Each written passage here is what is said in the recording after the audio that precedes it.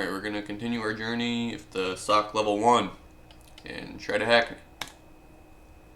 So, we did the junior security analyst intro and the pyramid of pain, and now we're doing the cyber kill chain. Let's see what this is all about. Whoa! Wow. Alright, we got recon, we got some bugs, and then we got a briefcase. Whoa, what's going on? Okay, it's an animation, wow. And a laptop with a target, something you like shoot at, and like another empty little cardboard box, a megaphone, and then another target, wow. There's like radar right there. Some cool stuff. Alright, the term kill chain is a military concept related to the structure of an attack. It consists of a target identification, decision in order to target the target, to attack the target, and finally the target destruction. Alright. Thanks to Lockheed Martin of the Global Security, alright, we don't need it. Alright, that established the cyber kill chain framework for the cybersecurity industry in 2011, based on the military concept. The framework defines steps used by adversaries or malicious actors in cyberspace. To succeed, an adversary needs to go through all phases of the kill chain. We will go through the attack phases and help you better understand adversaries and their techniques used in the attack to defend yourself. So why is this important? I don't know. Yeah, okay. It helps you understand and protect against ransomware, security breaches, APTs. You can use the cyber kill chain to assess your network and system security by identifying missing security controls and closing certain security gaps based on your company's infrastructure.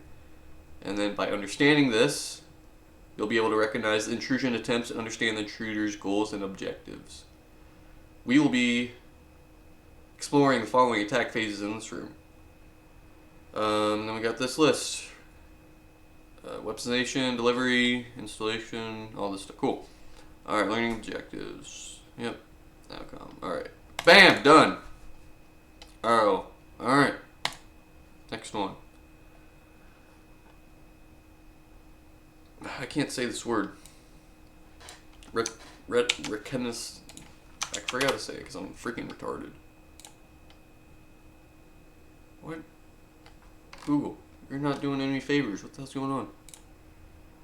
Why is it muted? Reconnaissance. Reconnaissance. To learn what reconnaissance is, I hate that word. I don't like this word. I kind of just want to skip this whole thing. And then, alright. Reconnaissance is it's from the attacker's perspective. First, let's define the term reconnaissance. Reconnaissance is discovering and collecting information on the victim, on the system and victim. Reconnaissance phase is the planning phase for adversaries. OSINT also falls under reconnaissance. OSINT is the first step an attacker needs to complete to carry out further phases of an attack. The attacker needs to study the victim by collecting every available piece of information on the company and its employees, such as the company's size, email addresses, phone numbers, from publicly available resources to determine the best target for the attack. Alright, so look at this from the attacker's perspective, who initially doesn't know what company he wants to attack. Here in this scenario, a malicious attacker who names himself Megatron. Wow, we got freaking Megatron Calvin Johnson out here. Decides to conduct a very sophisticated attack that has been planning. He's been planning it for years. He has been studying and researching different tools and techniques that could help him get the last phase of cyber skill chain. But first, he needs to start from the reconnaissance phase. In order to operate in this phase, the attacker would need to conduct OSINT. Well, let's have a look at email harvesting. Let's just go on LinkedIn. Yeah, Hunter.io, email, yeah. Alright. Email harvesting is the process of obtaining email addresses from public paid or free services. An attacker can use email harvesting for phishing attack. The attacker will have a big arsenal of tools available for reconnaissance purposes. Here are some of them. The harvester. Alright. Wow. Let's click on these. Yeah. Wow, that's a lot of stuff. That's a lot of API keys you need to set up. Was there like a environmental file or something? Oh, there's y'all. Okay, cool. Yeah, and there's Hunter. I've heard of that. Okay. An attacker would also use social media websites, LinkedIn, Facebook, Twitter, Instagram, collect information on specific victims on a specific victim he would want to attack or the company. The information found on social media can be beneficial for an attacker to conduct a phishing attack. What is the name of Intel Harvester? Wait, what? Intel gathering tool that is web-based interface to the common OSINT framework. Yeah. Woo! Ah! What is the definition for the email gathering process during the stage of Reconnaissance? OSINT. Oh shit. OSINT's not right. Did I spell it so right? Wait, what's the format? Oh, yeah, that's why. Oh, email harvesting, duh. Let's go! Let's go! Alright, weaponization. After successful Reconnaissance stage, Megatron would work on crafting a weapon of destruction. He's got mass weapons of destruction now. Oh no. He would prefer not to interact with the victim directly, and instead he will create a weaponizer that, according to Lockheed Martin, combines malware and exploit into a deliverable payload. Most attackers usually use automated tools to generate the malware or refer to the dark web to purchase the malware. More sophisticated actors or nation-sponsored threat groups would write their custom malware to make the malware sample unique and even evade detection on the target. Malware is a program or software that's designed to damage, disrupt, or gain unauthorized access to a computer. An exploit is a program or code that takes advantage of the vulnerability or flaw in the system, payload, malicious code, blah blah blah. Okay. We got Megatron chooses what? Chooses to buy an already written payload because he's a freaking noob. He's a little script kiddie. He doesn't know how to make his own malware. Alright. Oh, he does it so he can spend more time on other faces. That's a bunch of BS. He just doesn't know what he's doing. Alright, in the weaponization phase, attacker would create an infected Microsoft Office. Yeah, this is like... This technique is as old as freaking dirt at this point, I think. Containing a malicious macro, vacation, VBA, Visual Basic for applications, scripts. No, I don't want to learn more about VBA, oh my gosh.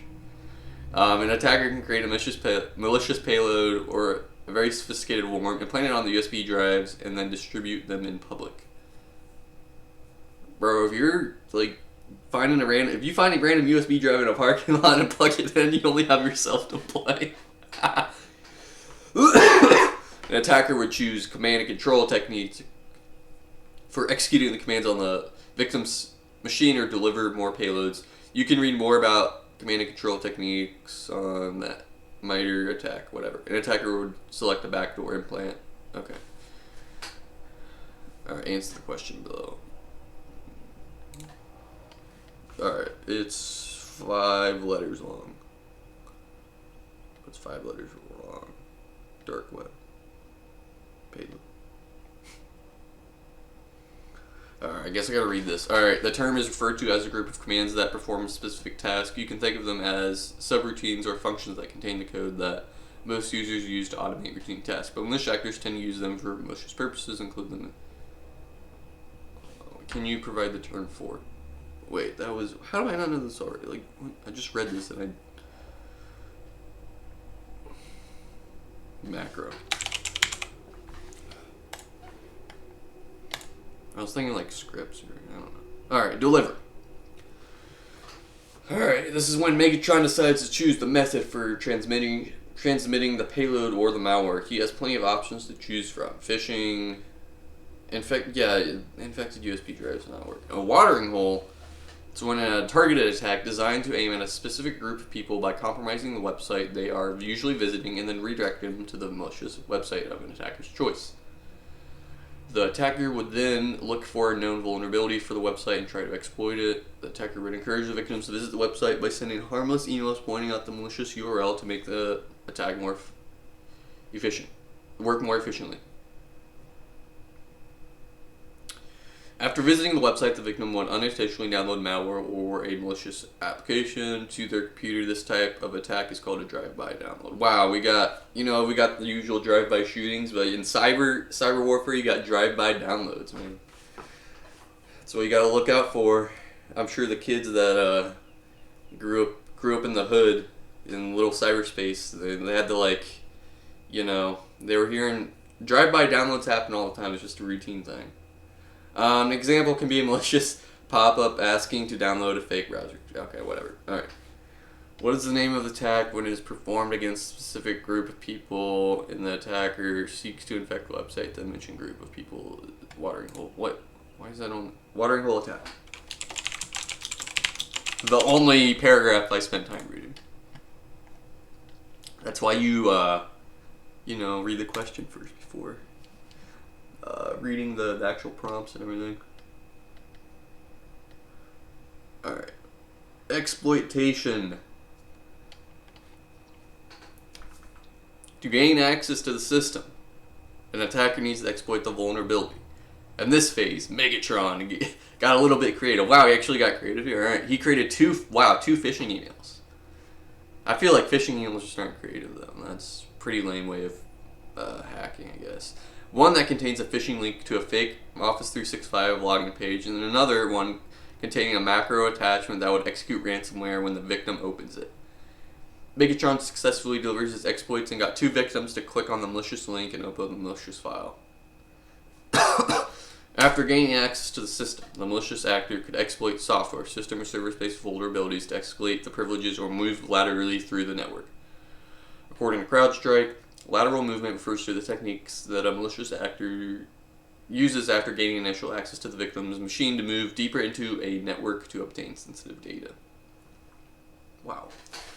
And no, I don't want to learn more about that right now. Okay. The attacker would also apply zero-day exploit. Whoa!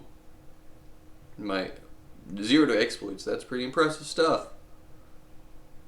Alright. These are examples of how an attacker carries out exploitation. The victim triggers the exploit by opening the email attachment or clicking on a malicious link using a zero-day. Alright, whatever. Can you provide the name for a cyber attack targeting software vulnerability that is owned to the antivirus software vendors? Zero-day. Uh-oh. Uh-oh. Wait, what's it? How's it formatted?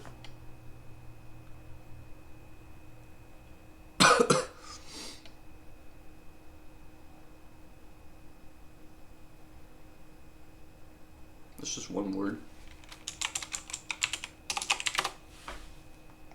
Dude, I'm pissed. I gotta read this again.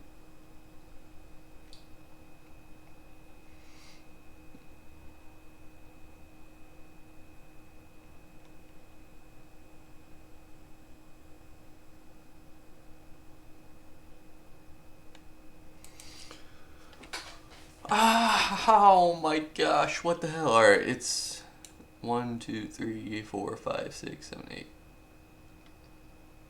8 characters long. Fire Eye? That's 7. How is it not zero-day? I don't get it. Give me a hint! Hint! Help me! I don't know what I'm doing. Help. Shit. Okay.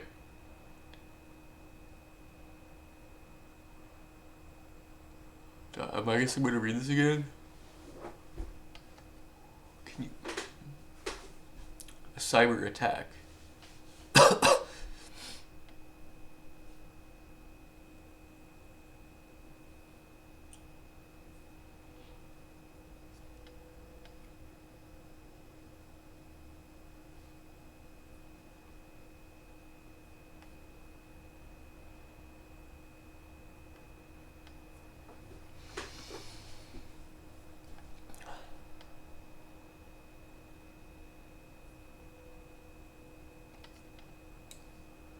Cheating, time to cheat.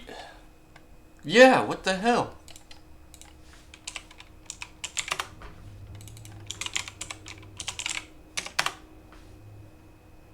I'm dumb. Alright.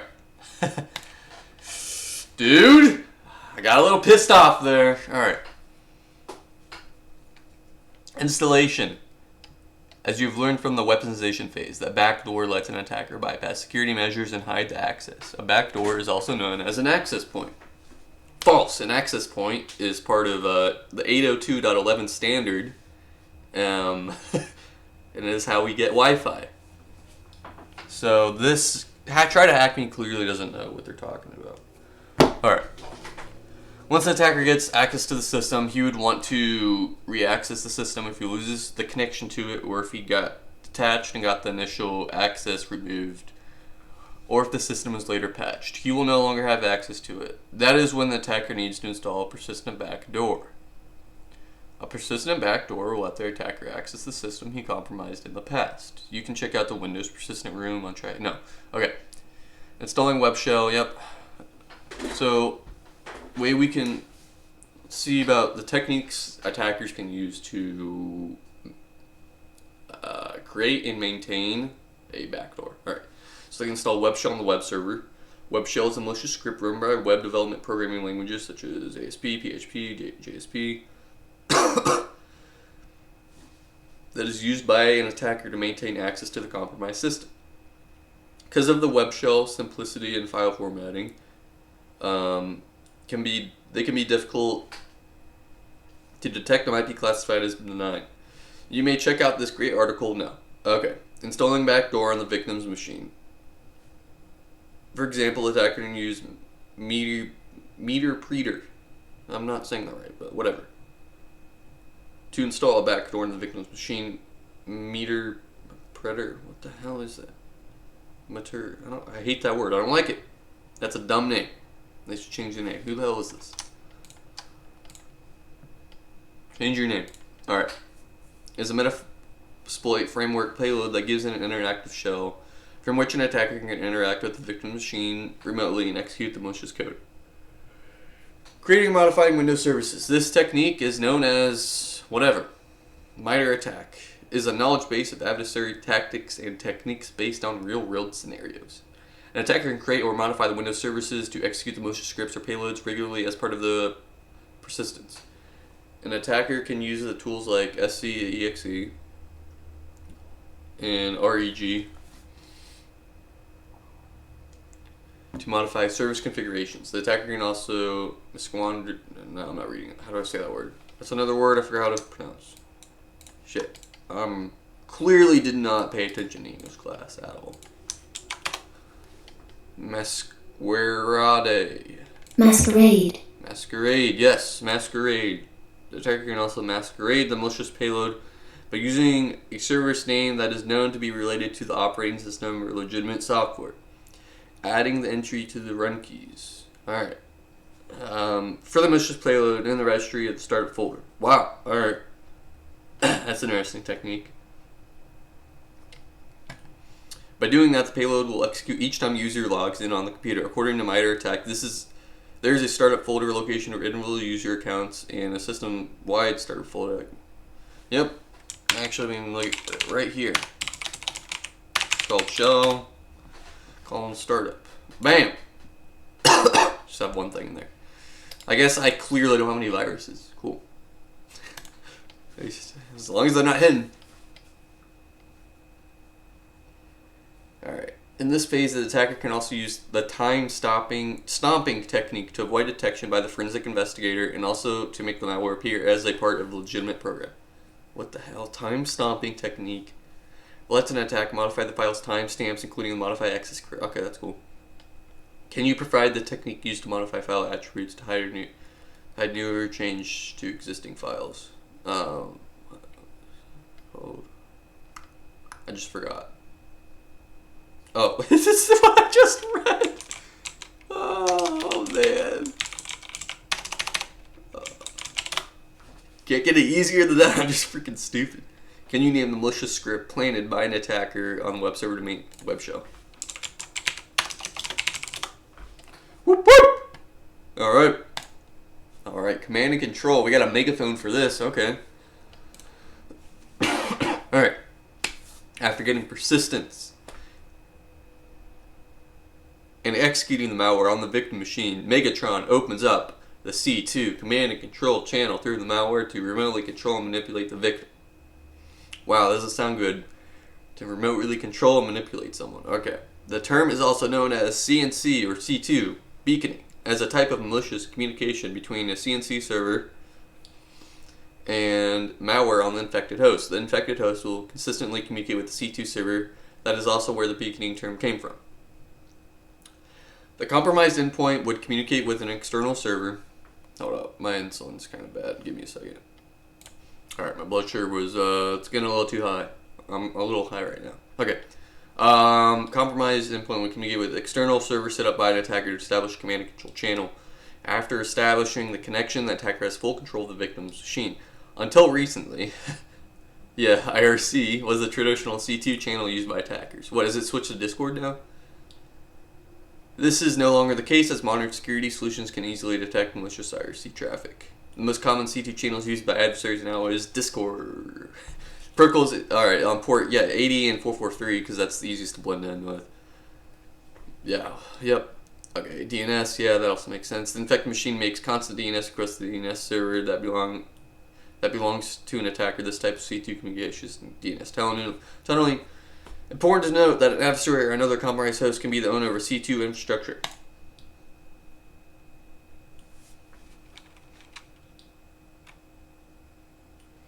What does C2 communication where the victim makes? Wait, is this one word? Okay, no, it's not. Yeah, it's tunneling. Okay. I spelled tunneling wrong, but I guess they didn't care. Okay. Actions on objectives. Exfiltration. Alright. After going through 6 phases of the attack, Megatron can finally achieve his goals, which means taking action on the original objectives. With hands-on keyboard access, the attacker can achieve the following: collect credentials, perform privileged escalation, internal reconnaissance, lateral movement, collect and exfiltrate sensitive data, deleting the backups, shadow copies, yep, okay, override or corrupt data, cool. Can you provide a technology included my, what? Yeah, that's shadow copy. Woo! Let's go. Alright. Practice analysis. Oh, here we go. We really hope you enjoyed this room. In order to strengthen your knowledge, let's do a practice analysis. Here's the real-world scenario for you to tackle. The infamous Target cyber attack, which led to one of the largest data breaches in history, took place on November 27th, 2013. On December 19th, 2013, Target released a statement confirming the breach, stating that approximately 40 million credit and debit card accounts were impacted. Target had to pay the fine of $18.5 million. Wow. This is considered to be the largest data breach settlement in history. How did the data breach happen? Deploy the static site, attach to this task, and apply your skills to build the cyber kill chain of this scenario. Here are some tips to help you complete the practical. Get each item on the list in the correct kill chain entry form on the static site lab. Alright. Oh, we got a flag. We got to find. Let's go! Whoa, what is it? What is going on?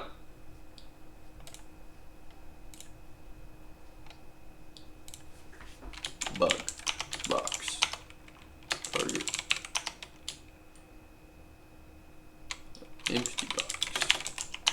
Megaphone. Target. Alright, let's see. Damn it. Okay. And is it really just, oh, I get it. Okay.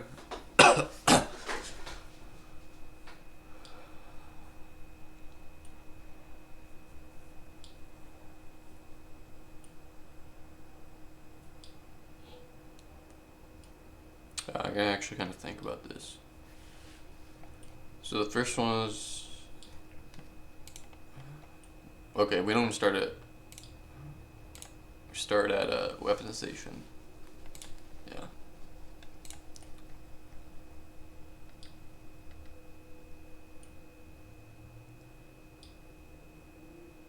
Would it just be PowerShell? PowerShell. Alright. Exploit. Now we need delivery.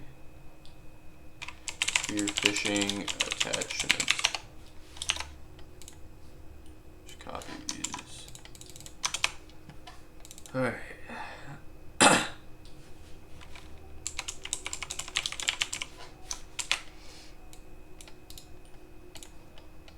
I hate this question. This is terrible. Alright.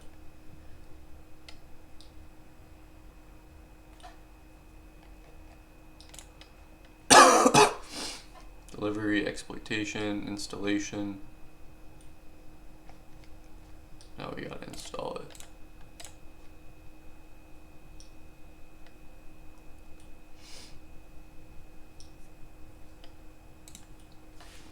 PowerShell. No, I already did PowerShell. PowerShell was the webstation.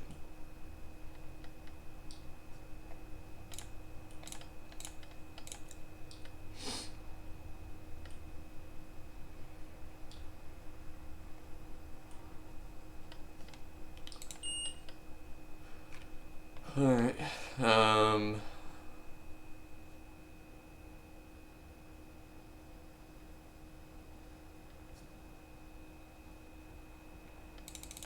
Fallback channels.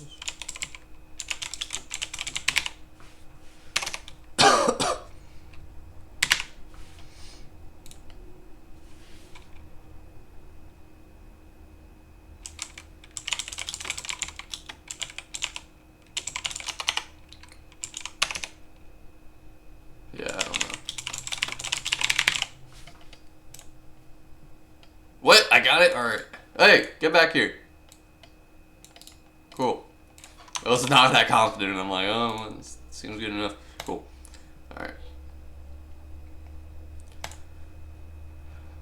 We're done. Cyber kill chain can be a great tool to improve network defense. It is perfect and can be the only tool to Is it perfect and can be the only tool to rely on? No. The traditional cyber kill chain or Lockheed Martin cyber kill chain was last modified in 2011. Yeah, that's kind of wild. Which, if you remember, is the date of its establishment. The absence of updates and modification creates security gaps. Yeah, okay. The traditional cyber kill chain was designed to secure the network perimeter and protect against malware threats, but the cybersecurity threats have developed drastically nowadays, and adversaries are combining multiple tactics, techniques, and procedures to achieve their goal. Adversaries are capable of defeating threat intelligence by modifying the file hashes and IP addresses. Security solutions companies are developing technologies like AI and different algorithms to detect even slight and suspicious changes. Since the main focus of the framework is on malware delivery and network security, the traditional cyber kill chain will not be able to identify insider threats. Yeah, that's kind of a good point. According to the CISA, the insider threat is the potential for an insider. Yeah, okay. And it's actually going to define what it is. We recommend not only relying on traditional cyber kill chain model, but also referring to MITRE ATT&CK, as well as a unified kill chain to apply a more comprehensive approach to your defense methodologies. Woo! Yeah! Share it on LinkedIn, baby. Let's go. Yeah. Alright, unlock the streak freeze. Yeah! Woo! I can miss one day of hacking without losing my streak. Because God forbid I go one day without going to try to hack me.